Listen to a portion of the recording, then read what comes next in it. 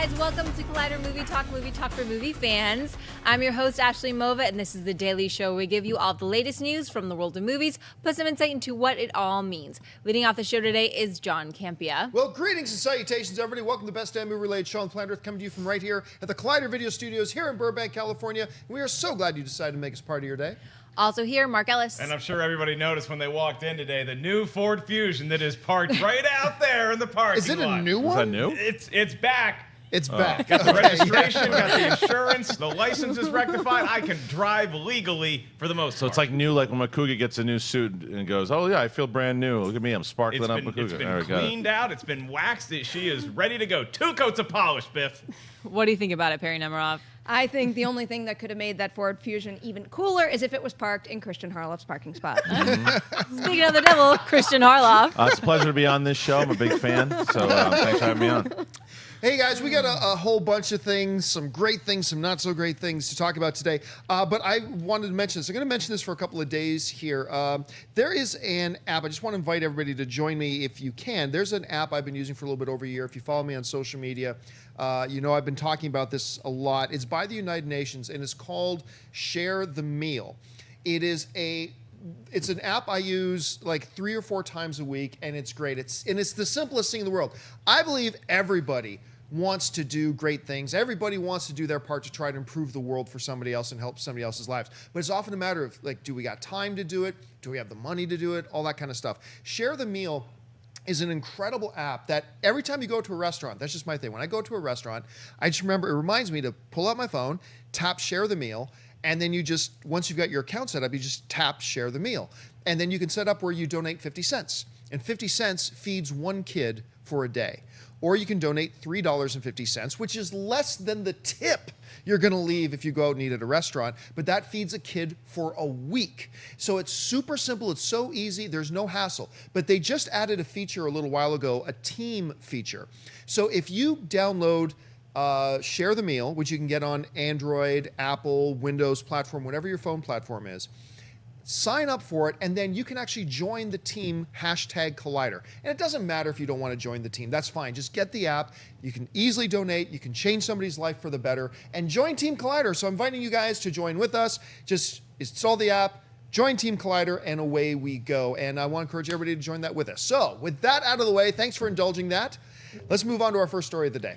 Roger Moore, the British actor best known as James Bond, passed away in Switzerland on Tuesday morning. He was 89. His death, attributed to cancer, was confirmed in a family statement released on Twitter. The message from his children read, "It is with a heavy heart that we must announce our loving father, Sir Roger Moore, has passed away today in Switzerland after a short but brave battle with cancer." Moore was the oldest Bond ever hired for films in the canon, taking on the role when he was 46 years old. After George Lazenby was done as 007 in On Her Majesty's Secret Service, Moore took on the super spy in Live and Let Die and stayed for The Man with the Golden Gun, The Spy Who Loved Me, For Your Eyes Only, Octopussy, and finally, A View to Kill. We here at Collider Video send our thoughts and prayers to his friends and family. Yeah, Roger Moore was my first Bond. He's the first guy I knew as Bond. You know, when you look back, we've talked about this sometimes over the history of James Bond, 2 guys have really epitomized the dual personality of James Bond. You had, of course, Sean Connery, who was the badass James Bond. He was suave too.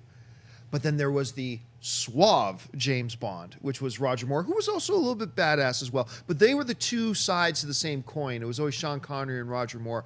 And I always think of like the ultimate smooth operator was Roger Moore's James Bond. And it was always really fun to see him pop up in little roles here and there in different movies over the years as well. And so, I mean, it's great. He lived to be 89. He clearly had a great run, a great successful career. And yeah, our thoughts and prayers go out to his family. It's quite a loss, but I believe this is the first James Bond that we've lost. Is Lazenby? I believe Lazenby's still alive. Is he not? Mm-hmm. Yeah, I believe he is. Yeah, so I think we've lost our first James Bond, and one of the greats. And I probably, when I think of James Bond, he's the first face that comes to my mind. You heard about this news. What do you think? Yeah, same exact thing. I think it's a generation thing. Obviously, it's where we kind of grew up in the same era, and to have he was the one I always thought about first. I didn't learn about Sean Connery as Bond until after. So Roger Moore was always the first James Bond that I knew. And also, like you said, 89 years old, full life. Sad that the last couple of days he was dealing with cancer, or the last couple of months he was dealing with cancer. But obviously very beloved by his family and loved by everyone who got to see him in film. So he will be missed, and he will be honored as we watch more and more James Bond. It's not going away anytime soon. So go back and revisit the great Roger Moore's James Bond. Perri. Yeah, I'm not as well versed in Bond movies as I should be, but I've obviously seen a few of his. And one of the things that I've really appreciated reading about everybody writing about his passing right now is, I mean, you know, nowadays when you get put in a role that kind of defines your career, it almost does come with a negative connotation. But he was someone who just really embraced the legacy of playing a Bond. And that's something that is really moving and something that I really appreciate, and probably also something that's going to inspire me to continue watching his movies and all the other ones. Mark. Yeah, the term debonair comes to mind. Like, if you're Ian Fleming and you come up with this character James Bond, I think Roger Moore. I think Sean Connery is still the original, and I think he's the greatest Bond of all time. But Roger Moore would be the guy that I would just cast in a vacuum because of everything that the Bond character entailed. And I don't think that Roger Moore gets enough credit for being the guy that brought Bond into a new generation, and is probably one of the biggest reasons why we still have James Bond movies being made today, because it was just Sean Connery, and you don't have somebody that is able to carry that mantle forward into the 70s and beyond, then you don't really get the sense that you need to keep making James Bond movies, and they become more just, you know, nice period pieces that were around in the 60s and then something that we forgot about. But Roger Moore is one of the reasons why we still get new Bond movies. I think the first Bond movie I ever saw was Moonraker, and Moonraker, it is a treat to watch. It is very different than what you got from early Bond and what you get from Bond now, but it is a really fun movie to watch, and he, I think, is undersold as one of the reasons why we still get Bond greatness here today. We're still debating who should be the next James Bond, and a big reason for that is the bar that Roger Moore set. And am I the only one immature enough to still giggle when I hear the movie title Octopussy? I'm the only one? No. Really? I laughed heartily. I got to tell you, I was shocked that Mova said it without cracking up. I know, I was waiting. They read it right before the show, and I laughed already. I got my giggles got out it out. before we started. Yeah. It's one of the great titles of all time. Come on. All right, let's move on to the next story. All right, tragic news comes out of THR yesterday, where it was reported that Zack Snyder has stepped down from Justice League in order to deal with the death of his daughter that occurred back in March. Snyder's wife, Deborah Snyder, who is a producer on Justice League, is also taking a break to focus on their family. In Snyder's place comes Joss Whedon, who will help finish the movie through post-production, while also shooting some additional scenes that he wrote.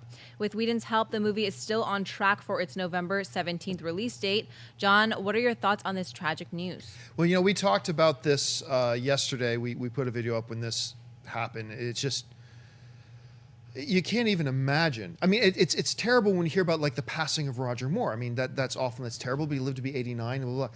The notion of anybody having to say goodbye to their child is devastating. But again, I don't want to retread on stuff we already talked about yesterday, and you can find the video we put up on that yesterday.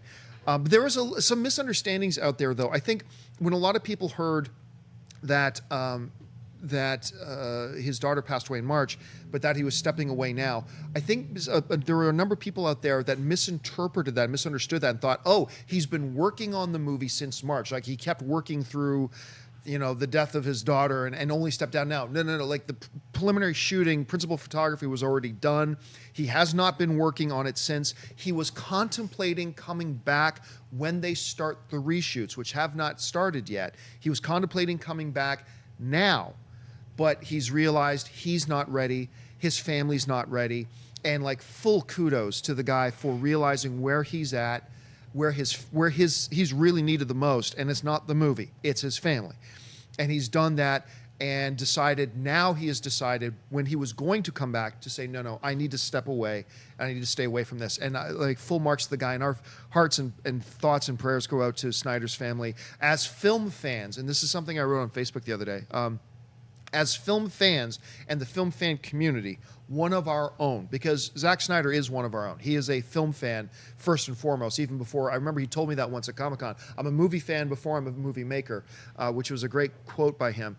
But one of our own has gone through a terrible tragedy, and I hope everybody is taking this opportunity to send out their positive well wishes to him in social media and wherever else they can. So, you know, what do you do at this point? because regardless of how tragic it is, now there's a situation. Okay, we need to deal with the situation. What do we do with the movie now that everybody's been, but including Zack, has been working so hard on? And to have a guy like Joss Whedon there is really a stroke of good luck. To have him there, that he can step in now. Whedon had already been working on Justice League and doing some of the writing for the pickup shooting and for the reshooting and stuff like that. And there were not reshoots because there were problems with the movie. Like we talk about this all the time. There were reshoots because they always planned to have reshoots. This was planned even before they started principal photography, okay? So Joss Whedon was there, and for them to be able to hand off the baton now to Whedon to come in, complete the writing on the reshoots, direct the reshoots, and finish the post-production, I think that's great that Warner Brothers has had him there, and that Snyder knows that he is safe to hand that off right now so he can go and focus on the things he needs to focus on. I think this is a very good set of circumstances amidst a very terrible tragedy. So I'm really happy that Zack can hand this off and not worry about it and put his attention where it's needed. I know, Mark, you heard about all this. You know, what goes through your head when you hear about it? I mean, so much goes through your head when you hear about a tragedy like this, and I think that Zack Snyder had a lot of very classy things to say about this tragedy when the news broke yesterday to everybody else. And he said that movies are things that he cares about, and Justice League he really cares about, but at the end of the day, it is just a movie. And I think that should serve as a very dark reminder to everybody out there that, and we're as much to blame as anybody else, that we get very fervent with our opinions about movies, and we say, oh, no, this guy should be doing this, or she should be doing that.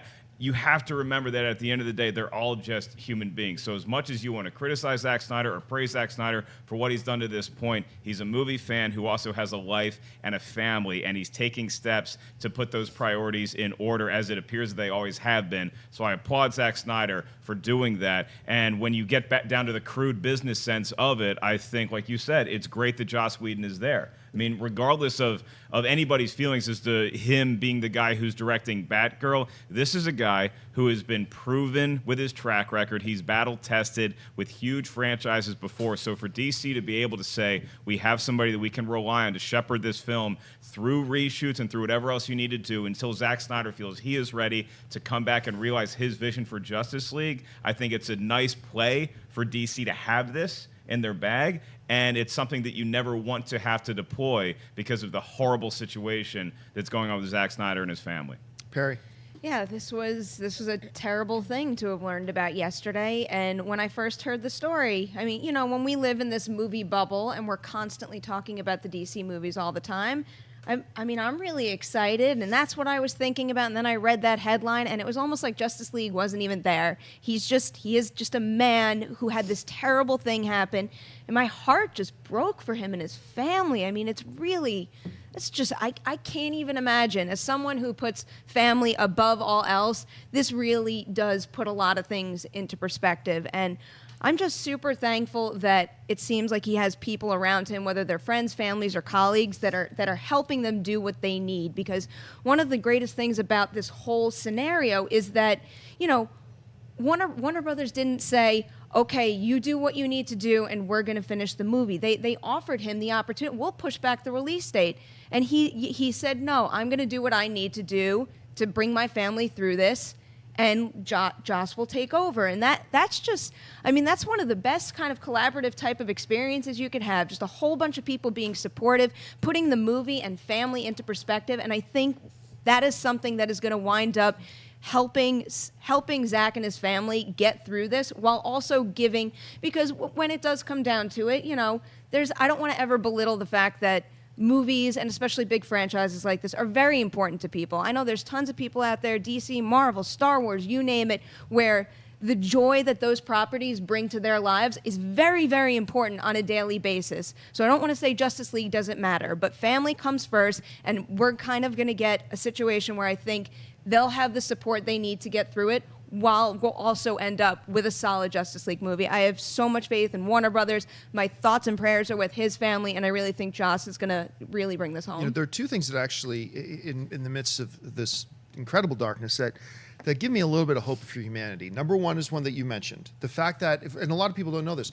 Warner Brothers went to the Snyder family and said, look, we'll wait for you. Like, we'll push the release date. We'll wait if you need it. And I'm really glad that they did that. That's a very classy thing for them to do. And that's a big thing for them to do because they got a lot of money riding on this picture and for it to work. And for them to do that, I think is very classy. The second thing I want to point out, and I'm not going to say any names, but this is really cool. I did not know, like most of everybody, I didn't know about the passing of Zack Snyder's daughter. But I know a couple of people in the media industry who did. And the fact that Snyder and his family wanted this to be private, and the fact that there are people in this very cutthroat business that decided to honor that and not run their scoop about the death of a family member. The two situations, Warner Brother offering to push this thing, the fact that there are people in the media who did know about this and decided to keep quiet about it until Zack Snyder was ready to share it with the world. That just makes me have a little bit more hope in humanity. Anyway, what do you think? That's about actually exactly where I was going with that. Is that I think that in the age today, everyone wants to get their story out and be the first one to report it. That people were sitting on this thing from March, and Warner Brothers also, as much crap that Warner Brothers has gotten as a studio over the last couple of years, they need hats off to them, that the way they handled this entire situation perfectly. They took care of one of their own. They've had Zack Snyder's back from the beginning before the tragedy, and they have his back now, and they had his back with offering for the release dates. But the fact that they didn't leak this to anybody, they didn't report this to anyone. The people who did find out didn't report it. So I thought it was handled very well. And as a father myself, it breaks my heart for this guy. It just breaks my heart that at 20 years old, it's very hard. It was very hard for me to read about. It was very hard for me to imagine being in his shoes. I understand what he said, that he considered coming back because he wanted to take his brain off of it. He wanted to go and just focus on his job and his work. But he realized exactly what Perry's saying. He cut back. He said, "No, wait a minute. I got to be there for my family. Joss can handle it. Joss can do it. Joss, and that's someone he trusts in too, because he's just like, sure, let him have it. I'm gonna do what's right for me and my family, and he's doing that. And whatever you might think about, and I also have to applaud a lot of the audience. And I've seen a lot of comments. Of course, you're gonna get morons here and there, but for the most part, exactly what you were saying, Perri, that people realized, yes, Justice League is very important to people, and we know we've been on the side here of whether or not it's like I love DC, I love Marvel. This is about a human being going through things, and we're all human beings just trying to say, okay, you know what? We're there for you. And I think I'm really impressed with the film community so far and fans out there and the things that we've seen in tweets. And I was kind of like cringing, if you will. I've seen certain things and all the tragedy with Manchester and everything that's just been happening yesterday, and my head was just, and then I saw this outpour of love for Zack Snyder and the things, and I'm sure it's people who have said negative things about him in the past and negative opinions, but they're supporting in the fact of what he had to go through. Do your thing, be with your family, and to echo what John's saying, it gave me faith in humanity. Yeah, and it's really interesting when you think about, we live in a compartmentalized world in the sense, this is a movie show. We talk about movies. And when we talk about things that are extremely important, we get passionate about, we talk about things that are important and we're passionate about in this little box that is just us as film fans. It's contained there. And you're right. I saw some people on Twitter last night who have been very negative towards like DC films or whatever, people of note, but that like realizing, okay, now we're outside of this little box. We're not, that's the movie stuff, whatever. Now this is life. And now we're talking about a guy who's in our community who just went through a tragedy. And you're right, to seeing the outpouring of love and whatever. And it does make me a little bit sick to see people pushing certain agendas, taking advantage of that. Like people who just want to talk about, I didn't like DC movies, so I don't care. It's like, what are you talking? Like, what? What? But I felt that to be a very small minority. It was encouraging to see how small yes, the percentage that's where was. I was going, yeah. because I'm not going to lie. I was expecting to just be looking and going, like, this is why I hate this type of social media sometimes, and I didn't feel that way. I saw some of it. I saw some morons, but for the most part, it did give me a boost in confidence of people, like in general, of like realizing that it's not just a keyboard and like I can say whatever I want. It's more like they felt it. They felt it for this guy and this horrible thing that he had to go through. So to everyone out there that really did that, it's hard for me to talk about. I hope that the outpouring of love and support continues, and I also hope that people continue to realize that, like John said, it is just a little movie box. This is not life or death. So the next time you see a movie that you don't respond favorably to, and you want to blame the director, and you want to go on social media and yell at all these things, these are all human beings that got together and they tried to make something for you, and you didn't take it the way they wanted it to. It's going to be okay at the end of the day. So try to remember that we're all human beings here, and I'm saying that to myself as much as I'm saying it to anybody else, is that people deal with tragedies, people deal with real life, and they try to provide entertainment for all of you out there. So the next time you're on your computer, the next time you're talking to your friends, just try to take a step back and remember these are actual humans that we're talking about and not just commodities that make talking pictures for you. Yeah, and I think it's cool. Look, if you're somebody that hated Ghostbusters, I'm one of the few people that liked it, whatever. The new Ghostbusters, that is. If you hated Ghostbusters, it's cool to hate Ghostbusters. It's cool to hate, for whatever reason you hated it, that's great. But it's just really encouraging, like you were saying, Kristian, to see that people knowing that, because I kind of think that when something in real life tragic happens, like what we just saw with the Snyder family, that people would fail to disassociate or to disconnect the box from real life. And what I'm seeing from the film fan community is that they are able to detach that, to say, you know what, you can love this thing and you can hate this thing, but when it came down to it and something in real life tragic happens, people were able to disassociate, okay, that's the box. Who cares about the box right now? This is a dude who lost his daughter, and let's focus on that. And to me, that's been really encouraging to see, and I think there's lessons there for all of us. All right, let's move on to the next topic. Universal announced yesterday that their shared universe of monster movies will officially go under the new heading Dark Universe. Led by the core creative team of Mummy director Alex Kurtzman, Fast and Furious screenwriter Chris Morgan, writer-director Christopher McQuarrie, and Bride of Frankenstein writer David Koepp, the announcement also confirmed that Beauty and the Beast helmer Bill Condon is set to direct Bride of Frankenstein, which will be released on February 14, 2019. Universal also confirmed that Johnny Depp is on board to play the Invisible Man, and Javier Bardem is set to play Frankenstein's mother. Casting for Bride of Frankenstein is underway, with the studio saying an announcement is coming soon. Mark, thoughts on the new heading of Dark Universe and the newly announced shared universe of monsters? It gets me excited for the future of the Dark Universe, Ashley. I mean, I got a question about that picture. Are they all in the same picture together? Does anybody like? Are they actually together photoshopped? Yeah, but or Mark, is that actually them hanging out? Yeah, not to cut you off, but Ashley, I don't think that Javier Bardem looks just like his mother, but it's close. What? Instead of Frankenstein's monster, you said Frankenstein's mother. But Javier Bardem, Pretty mother. just to be clear, what is in that cup you're drinking? I want to know, what is in that cup you're drinking? Javier Bardem's mother. Sorry, we interrupted Cut Mark. Mark, sorry. I don't care. I'd rather talk about Frankenstein's mom. Like, what's going on in her mind about all of this situation happening with that monster kid? I think that when you look at that picture, it's like, this is one of those things where sometimes you get really nervous when a studio has one movie coming out. They're like, don't worry, guys, we got 20 movies in this universe coming out. That's a pretty cool shot. That's a pretty great cool picture. representation that, hey, we have other movies coming out and we're excited about it. And I'm somebody who, as recently as a week ago, was like, hey, let's just make sure the Mummy movie is good before we start talking about all these other movies. Let's start talking about these other movies, because this is a great play from the studio to be like, hey guys, the Mummy's coming out, go see it, because if you go see it, you get all this greatness in there. I will say that the relationship looks a little frosty between Javier Bardem and Johnny Depp, because they're going against each other this weekend on the high seas, John, and it looks Yes, like they they didn't are. patch everything up. What do you think, Perri? Yeah, I'm really hyped about this. I don't know how much I love the name Dark Universe. That's what it's called, right? Yeah. See, but that's exactly the problem. It's like you have these great properties, the Monster Cinematic Universe, and I know that sounds like a mouthful, but Dark Universe almost takes away the familiar element of it, but that's really not a big deal.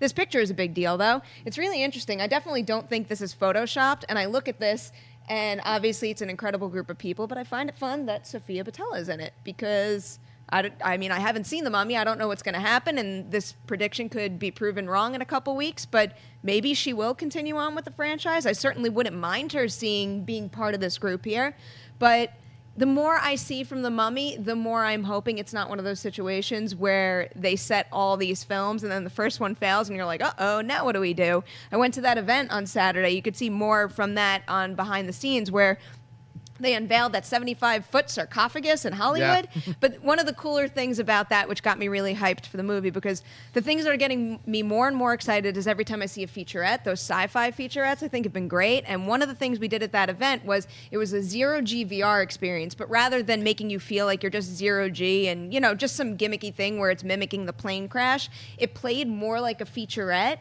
And just seeing that whole, it had a very, like, really high morale, like, team spirit while they were all on that plane together trying to accomplish that incredible stunt.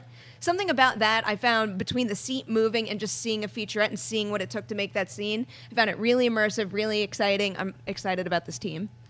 I mean, how do you not get excited about the actual picture? I mean, those are all stars, and someone like, and I'm a big Sofia Boutella fan. I think she is an up and coming superstar. I really do. I think that she was so good in Star Trek. She was great in Kingsman. I can't wait to see what she's going to do in The Mummy. But I actually do go back to your original point, Mark. I do think that we should hold on for a second. Let's see how The Mummy is, because you're releasing. I would release this picture after The Mummy came out. Aren't you trying to make money with The Mummy to get people like if you I want understand that. Like, this is a promotional tool for The Mummy. Don't make any mistake. I understand that, but it means crap if the movie sucks, because you can get people into the theater for the first, even if it does well, and if the movie stinks, it doesn't matter what kind of pictures you have. It's the eventual. That's Frankenstein's mom in there. I know, that's true. It is. They It is his also mom. could be trying to capitalize off of Pirates. Like if people are going to see Pirates this week and I Googling totally Johnny agree Depp with you. and Javier Bardem. I understand. I understand why they released it as far as marketing goes, but I mean, they also must have tremendous confidence in The Mummy, because this is a big investment. This is a big thing to say, hey, look at everyone we have involved here. Get excited. It is absolutely to get people in the theater for The Mummy. It is absolutely to capitalize on the fact that Pirates is coming out. But I also just think it could be a risk. And I'll come back afterwards. If I see The Mummy and it's a great film, great move, smart move, because they knew what they had. I'm always weary of people saying, we're going to have this and this and this before the first one hits. And I think we're going to have another one of those stories coming up soon. Look, the risk part here is the franchise. Right. Doing the franchise is the risk. Putting out this picture now is not the risk. You are trying to kick this franchise off with a bang. You want to, and apparently it looks like, at any rate, that Universal has some confidence in this thing, which is always what you want to project. Maybe that doesn't mean anything, but you want to project confidence. They're doing that, putting out a picture like this to remind you. This is Universal reminding everybody, hey guys, we're not just tinkering here. We are all in on this. Universal is basically saying to the audience, by putting out a picture like this, we are deadly serious about making this work, making it as great as we can be, and we're putting every effort into it to get the top talent, to get the top people in this, the best filmmakers, the best on-camera talent that we can, and we are all in. We hope you will come and join us and give this franchise a chance. Now, like, going to your point, though, all this is for nothing if the movie stinks, Right. for sure. But I don't know. I'm starting to get... I said this before, when I first heard they were excited launching with this the universe, potential of it. I didn't like it at first, Yeah. but every piece I see them adding, it's really more the fact that I see them dedicated to this. I am believing in it more and more, and I'm actually really excited to see this movie. So we'll see how that all turns out. All right, we got a few films opening this week, and we're going to talk about one of them today. So, Ashley, which one are we discussing today? It's Baywatch. Lifeguard Mitch Buchanan, Dwayne Johnson, and a brash new recruit, Zac Efron, uncover a criminal plot that threatens the future of the Bay. All right, so Baywatch is opening this week, and They're dressed funny. all right. Let me preface this by saying this first. I am a big fan of Seth Gordon. I really do. I thought the first Horrible Bosses was great. Obviously, what he did with King Kong and all that kind of stuff. Big fan of Seth Gordon. I am clearly a massive fan of The Rock. I love The Rock. And I am one of the few big fans of Zac Efron. I actually think Zac Efron is an underrated talent. I think he's really good. If you see films like Orson Welles and Me and all that kind of stuff, the dude's got chops when he wants to. Because of my fandom of all three of those, I will limit my comments on Baywatch to this. This is the worst movie of the year. Oh boy. I won't elaborate any further. Christian? It stinks. It's tough, because here's what I'll say about the movie itself is that Efron, The Rock have great chemistry. It's the stuff that they have to say that stinks. And I also don't mind Seth Gordon, but it's a very bad directed film. It's a very poorly directed film. It is also very lowbrow, and not like 21 Jump Street, 22 Jump Street is what they were going for. 21 Jump Street, 22 Jump Street had lowbrow humor, but it was slick. It was sly in the way that they were able to kind of do their humor. It was sharp. This is none of those. It just relies on poop humor and dick humor, and it lands with a thud many times. And like they try to do a couple comic relief with this new kid coming up who I thought was going to be like this new kind of Josh Gad, and I don't think he made me laugh ever. It's bad. Perry? He sounds exactly like Josh Gad. And it's like a 99 it was cent almost distracting me the entire time. It was a mix between them trying to do Josh Gad and why is my freezing on his name? 21 Jump Street. Jonah Hill? And Jonah Hill. It felt like they were trying to get an amalgamation of those two characters. for a discount, and it felt like It did not work. I wouldn't go as far to say it was the worst thing I've seen all year. It's not like I was dying in this movie, ready to run out or anything like that. was. Because I think the one quality that Baywatch has that is kind of good and, kind of keeps you somewhat invested is the fact that not only do Efron and The Rock have chemistry, but I think the group had chemistry. Yeah, I agree with really that. do think that the roles were very well cast. And the problem is just that, the jokes weren't funny. The was the plot writing. made The writing, no yeah. sense. Yeah. But, this is a talented group of actors who I think could have made a lot with a Baywatch movie. But, yeah, that didn't really pan out all that well. I don't know if I mentioned it earlier in the show. I have a refurbished Ford Fusion, and I got in it last night. I was going to take my first drive with my new old baby, and we went to the movie theater to go see Baywatch, and I drove to the wrong theater.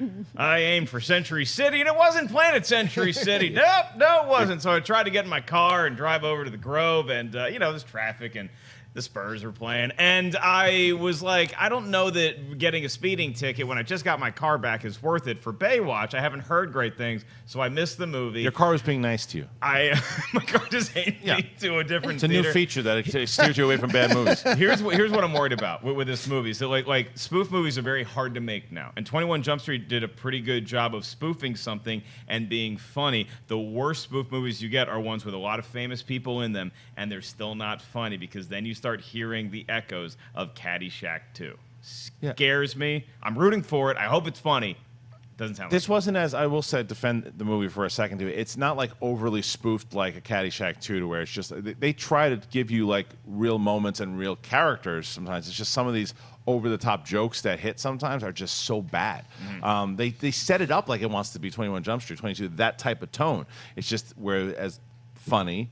And don't even try, because that's horrendous. We've now seen 2 movies, I believe, this year that have tried to be 21 Jump Street. And that is Chips. Oh, God. And now Baywatch.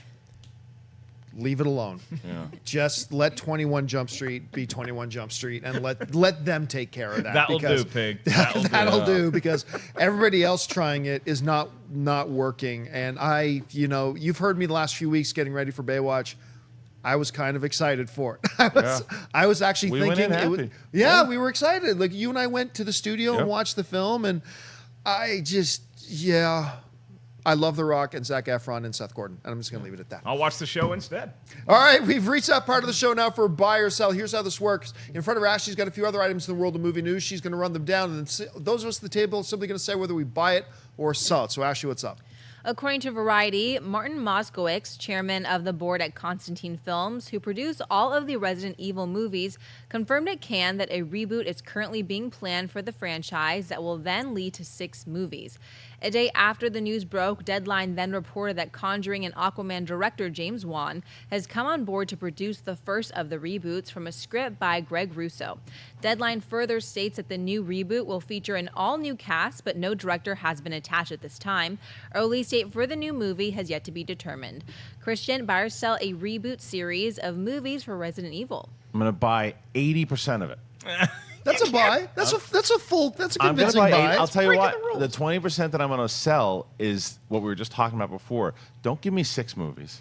So, stop that.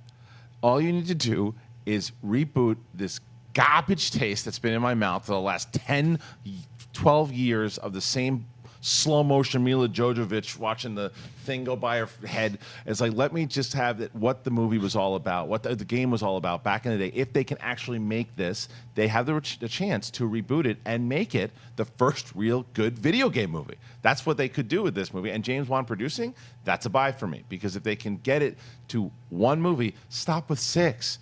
You can't even prove to me that one's going to be good. And video game movies in general haven't been great. So don't tell me, oh, now we're going to do 25 movies, and then we're going to be able to bring Humphrey Bogart into one of those young things, and he's going to be in the movie too. Just stop doing unrealistic crap and just make a good first one. That's all I want to see. But I do buy the idea of rebooting this franchise because it's got some great story points. Hey, Constantine Films, I want to introduce you to this guy named Saban. Who also came out and said, we're going to make 7 Power Rangers movies. Oh, John, she's Before right they put here. one, sorry, it's not an I remember. I liked the Power Ranger movie too. I wanted it to do better. But yeah, this whole notion of we're going to do this, we're going to make 31 movies. Just shut up. Put out the first one. Now it's a little bit different when you're something universal and like you are trying to explain your first movie is going to be in the context of a larger universe, and I get them doing that. And you know what? I'm actually going to buy this story. I buy the story. I have also, like you, I have hated all the Resident Evil movies. I haven't liked them one bit. I know there are people out there who like them, and that's great. John Schnepp likes them very much, as a matter of fact. They're guilty pleasures of his. And that's wonderful. To me, they have not worked. To have a guy like James Wan come on here and produce this first one and to take a different look at it, I think it's worth taking a shot at. I really do. I think it's worth it, so I give it a buy. What do you think, Perri? I'm going to buy it, but I'm not going to buy the part about 6 films because it's exactly what you guys said. I don't really understand why it's so difficult. Even if you have a 6-film plan, why can't you just keep that to yourself until you release the first one? But, the idea of them rebooting it, even though we've seen so many Resident Evil movies, it actually kind of makes sense. The only Resident Evil movie that really embraced the horror of the game was kind of the first one. And I mean, even that, I think, could have gone a little more towards the horror genre. And the second you attach somebody like James Wan to produce, it suggests to me that that's what they're going to embrace this time around. And that's a quality that could make it feel different from the other franchise and also use the material in a better way. And I've been reading up on the new release. What was it? Resident Evil 7. I forget the little subtitle there. But people are saying that's one of the scariest games ever. If you can capture that in this new franchise, I'm going to be on board, but I guess this also means that we're not getting the Resident Evil TV series that they were supposed to be developing. Good. I don't really want one. Just give me one or the other. And as long as James Wan's on board, I'm voting for the movies. All right, fine. You guys sold me. I'll go into it. Like, I was going to buy everything that you guys said. Like, the video games are horrifically scary. They're awesome. I want that kind of experience in a movie theater, but them, and James Wan's great, but them leading with the 6 movies, it's like, when I have my job interview at Men's Warehouse later on today at about 1 o'clock, I'm not going to walk in there and they say, Mark, you got the job. I'm not going to be like, great. I got 5 of my friends are to come in here and work too. You just get the gig, you do well, and then you can start bringing in your friends to Men's Warehouse. Like I did. That is pretty much exactly what he did.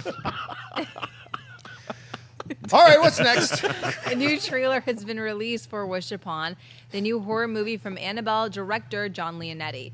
The movie stars The Conjuring's Joey King as Claire, a teenage girl barely surviving the hell that is high school. When her dad, played by Ryan Felipe, gives her an old music box that grants the owner's wishes, the people closest to her begin dying in gruesome and twisted ways. Now with blood on her hands, Claire has to get rid of the box before it costs her and everyone she loves the ultimate price. The movie is set for release this summer on July 14th. Perri, buy or sell the new trailer for Wish Upon? I am going to buy it as a trailer that I had fun watching, especially the second half when it starts to really amp up and get a little creepy. However, I look at this trailer and I suspect it just ruined the entire movie. I mean, it really just dropped every single plot point. Why did you have to do the whole, what were the things? The blood price and it's a demon. Don't say that. Just show me the creepy visuals and save that for the actual feature film. I'm also a little nervous just because I wasn't the biggest fan of Annabelle. So having that director do this, obviously I'm a little apprehensive about that. But I am hyped for Joey King to have a starring role. And I think she kind of deserves it at this point. You know, she hasn't really gotten the credit she deserves. I remember I covered her first movie, which was like a kid's movie with Selena Gomez. And even though it wasn't a movie made for me, I'm like, oh, that little girl's got something. And then a whole bunch of movies that she's come out in since. It's, kind of big budget blockbusters where she has a small role where you can't really see her, really kind of live up to her acting chops. And here, being in a leading role, I think this could be the one. And she's surrounded by some great people. I'm intrigued by the concept. I just hope this trailer didn't spoil everything for me. Big buy for me. I love the trailer, and I got to disagree. I don't feel like it gave away next to anything. To me, I feel like they just set the story. There's this box possessed by a demon. It grants you wishes, but then there's a price to pay.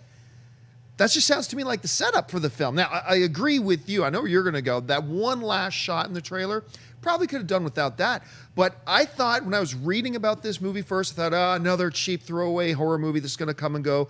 But I love the trailer. Got to call like I see it. I thought, I'm suddenly excited to see this movie. So for me, it's a buy. Yeah, I'm buying it, and I'm buying 5 more Wish-A-Pons because look, I dug Annabelle, and that's a movie about a possessed doll, and I'm the guy that liked Ouija. The first one, I liked what Ouija 2 was doing for a while, and then it fell off the cliff. But so yeah, you give me a wish box, and you say this thing's possessed, and you just get to talk to it and command it. Hey, then there would be a brand new Ford Focus in the driveway. It's right a now. Fusion, Campea. Yeah, but you really wanted the Focus. No, I didn't. I drove the Focus, and I was like, it's time for Mark Ellis to be an adult and step up and not wear khaki shorts on TV anymore. Let's hope this one gets you to the right theater.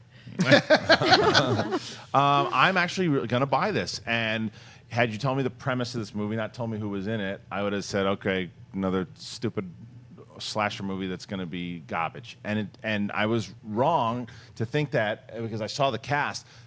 And that's why last year we all agreed that, I know you guys certainly would agree with it, was one of the best years for horror movies as far as quality That was went. great year. They're continuing on the same type of path by casting these types of actors. And whether it's, Jerry O'Connell's in there. Yes. But Ryan Felipe, you have Joey King, who I agree with you. I think she's great. She's great in The First Conjuring. She's a really great young actress. And to see her in a starring role would be a lot of fun. I don't necessarily agree that I think they gave everything away because I think that these types of movies are pretty formulaic in general. And I think that you just kind of got those beats. It's how they're going to scare you, how the characters are going to... You pretty much can predict everything that's going to happen in this movie, but I wish they wouldn't have shown that last shot. The last shot's the one that I think that they didn't have to show. But I wound up saying to myself, I actually would be okay. It reminded me like seeing like the first Final Destination trailer. Like this is going to be, you're not joking when you're saying it. They're going to be about 6 or 7 of these stupid things, and 2 through 7 are going to be awful. But the first one has a chance to be pretty good. I love that y'all said you wish that they didn't put that last shot in the trailer. Wishing is dangerous, damn it. Yeah, that's true. That's Playing true. with fire. All right, guys, yeah. listen, we have run way over time. We're just about out of time. So we are going to skip over mailbag and this next. But look, this next topic, the one with Lupita Nyong'o and Ava DuVernay, is one of the cooler stories you're going to hear. So we will address this story tomorrow on tomorrow's Movie Talk. But I want to make sure we get to your live Twitter questions for you guys who've been watching us live today. Send on in your questions. Make sure you're following us on Twitter at Collider Video. Send in your questions. And we got Wendy back there who's going to pick a few of them out. So Wendy, what have you picked out? The first one comes from Return of the Mac, who writes, why haven't we had an epic space battle in films since The Return of the Jedi? It's 2017 and nothing has come close to date. Well, I mean, look, I don't like the prequels, but I mean, like the space battle and Revenge of the Sith and stuff like that. There have been great space battles in Star Wars movies, but to me, I agree with you wholeheartedly. The best space battle ever on film is Return of the Jedi. Hands down, no questions asked. That is the best. It's tough because number one, you got to have a movie that gives you a setting for a giant space battle. There's not a lot of those that come out. But yeah, I'm waiting for the next great one. What do you think? Rogue One was pretty cool. Some pretty cool stuff from Rogue One. Yeah. Return of the Jedi was better, but I think we're going to get some good ones, especially, Star Wars. There's so many movies coming out. I don't think you're going to see it in Han Solo. I do think you might see one in Episode 8. I think you're going to see a pretty good one in Episode 8. But yeah, I think that we have so many possibilities of things that are coming out. I'm not worried about it. What do you think, Perri? Yeah, the first thing that came to mind when I heard that question was Rogue One, because I thought that scene was incredible, and how you got the cockpit view too. I think that one shot enhanced it tenfold, and I do have my money on seeing a pretty solid space battle in Last Jedi as well. Mark. There's another movie franchise that was rebooted recently that has some pretty sweet outer space battles. Pardon me. Star Trek, man. They got some great outer space battles. And also watch, that's pretty much it. Other than the Star Wars movies, there hasn't been a lot of good outer space movies in general, much less a space battle. But I think we're going to get a sweet one with The Last Jedi. So stay tuned.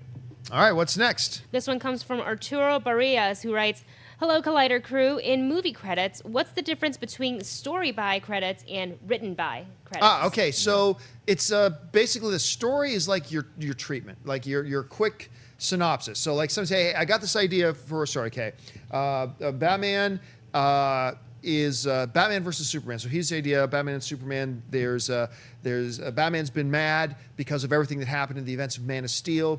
And he wants to stop this. In the midst of all this, Lex Luthor is playing this and blah, blah, blah, blah. And like in 1 or 2 pages, they come up with the story outline.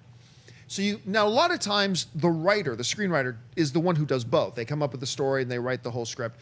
But sometimes it's the other way around. Sometimes one guy comes up with, here's my story. And then a writer takes that 1 or 2 page kind of outline, the idea for the bones of the story, and then writes a full 110-page script or whatever. So Perfect example, you want to talk Star Wars, is John Knoll. Yeah. When he comes up, he says, hey, I got an idea. I want to talk about when the rebels find the Death Star plans. Kathleen Kennedy goes, great idea. What else happens? This, and this. Okay, great. Let's call Gary Whitta. Gary Whitta writes the screenplay. He wrote it. John Knoll came up with the story. yeah. Yeah, Anything that- else you guys want to add? Nah, that story That's checks a out. perfect example. All right, what's next? Jay Patel writes, "Are digital projectors worth it, or should we stick with TVs for now when we watch movies at home?" They're getting better. They are getting better. I would still stick with a really good television. Is still the best bang for your buck, I think. But don't be surprised in the next couple of years. Like these projectors are getting higher and higher resolution with more and more lumens in them. So they are getting better. They have not overtaken a good TV yet, though, in my opinion. I'll be putting a digital projector in my home theater very soon, but they are a little pricey. So for everybody coming over, it's going to be, Harloff gets in for $10. It's going to be $15 is going to be the entry. Obviously for Dennis, it's going to be up to $30. I'll make sure my car takes me to another theater. Oh, you don't want to go? It just became $20. Not for $10. 25 and no bathroom privileges. Well, that's your problem. Yeah, it's probably my problem. in Yeah, yeah, retrospect. yeah. You can use bathrooms. Just don't get wings. All right, what's next? Dan Bettenhausen writes, "If Thanos is defeated in Infinity War, what villain do you want as the nexus of the next Marvel mega event?" Pauly Shore. Yeah, I can't even speculate. I can't even guess until I see Infinity War to feel like what would be the next best thing after that. Like I have no idea what direction Infinity War is going to go. I do think, though, I think it's a possibility. I would give a solid 20% chance that Thanos gets defeated and beat in the next Avengers movie. I think there's a chance. But I mean, I also think there's an 80% chance that he doesn't. But if he doesn't make it into Avengers 4, I got to see 3 before I really know. Do you guys have theories? I think that he should. I hope that he survives the first one. I think that it's like what he's going to be able to do is show. Because we all know Loki's arguably the best villain that the Marvel Cinematic Universe has had. Thanos is scary by reputation, even to us as fans right now. He hasn't really done anything yet to make us go. Yeah. He's got to wreck shop in that first movie. He's got to cause tragedy in that first movie. He's got to do something that you're just like, wait, how are they going to beat this guy? And then give me a full movie of him setting that up. And then the second movie is how do we take him down? As far as after that, who they get, same thing. Build up some more villains. Build them up through. They'll have more times in the next phase to do that. But I think the ultimate conclusion to that second Avengers movie, or the fourth one, is letting him build up his reputation. That is exactly what I'm thinking. I really hope that they don't defeat Thanos in movie number 1, because we have seen what happens when they introduce a villain and then he's defeated. And how many years at this point have we been talking about Thanos without seeing him do very much? Right. Like, that's what you need. You need these 2 films, whether they're calling them Infinity War Part 1, Part 2, or whatever they wind up calling the second one. That is the perfect opportunity to have a really powerful arc for a villain. So it's about time they should seize that opportunity. Although I will throw this out there, because I don't disagree with anything you're saying. Like the big argument to me is that you have been building up Thanos for like 5-6 films. So to now then finally have him in and to defeat him, that seems out. But this notion, I hear some people saying to me, you can't do a villain right in just one movie.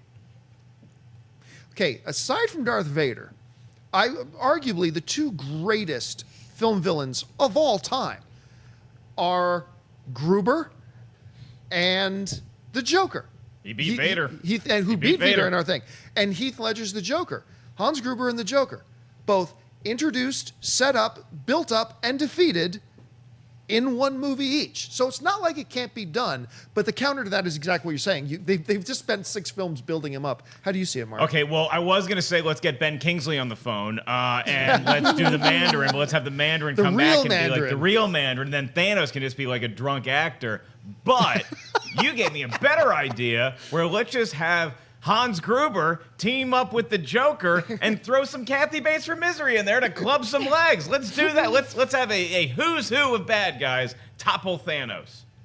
All right, guys, that'll do. We're all out of time today. Thanks so much for joining us. I want to thank the people sitting at the table with me. First of all, Mr. Mark Ellis. Mark, where can people find you online? You can find me at Mark Ellis Live, and just piggybacking off what John mentioned at the top is that there's a lot of great charitable causes you can donate to out there. I'm sure a lot of people out there have retweeted ways that you can help out with relief fund for the terrible events that happened last night in Manchester. If you want to go to my Twitter, there's a thing that I posted on there. It's an easy way to donate. You don't have to leave your computer. Do something good for the world when it needs you the most. The wonderful Perri Nemiroff. Perri, where can people find you? I have no charities to tell you about, but I will be supporting these two right here, so you should do that as well. And you can find me on Twitter and Instagram at @PNemiroff.